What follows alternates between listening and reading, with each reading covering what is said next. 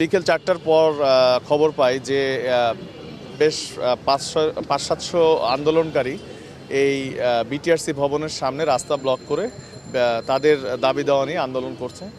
এবং আমরা খবর পাওয়া মাত্রই আমাদের শেরেবাংলা থানার টিম এবং আমাদের তৎপরবর্তীতে আমাদের ওসি, জোনাল এসি, এডিসি সবাই এই এলাকায় মুভ করে।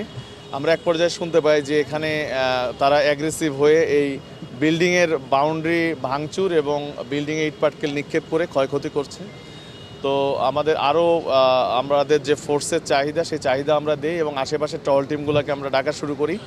পরবর্তীতে আমিও চলে আসি এবং বাংলাদেশ সেনাবাহিনীর টিম চলে আসে, কোস্টগার্ড চলে আসে। আমরা যখন আন্দোলনকারীকে কোনোভাবেই নিবৃত্ত করতে পারতেছিলাম না, তাদেরকে আমরা বোঝানোর চেষ্টা করতেছিলাম, কিন্তু ওনারা কোনো ধরনের বুঝ মানতেছিল না, তখন আমরা তাদেরকে ডিসপার্স করে দিই।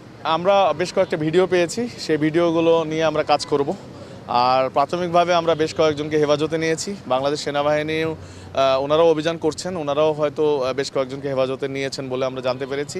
তো পরবর্তীতে আমরা অভিযোগ বিটিআরসি কর্তৃপক্ষ দেবেন বলে আমরা শুনেছি। ওনারা অভিযোগ দিলে আমরা এই সামগ্রিক বিষয় নিয়ে আমরা কাজ করব।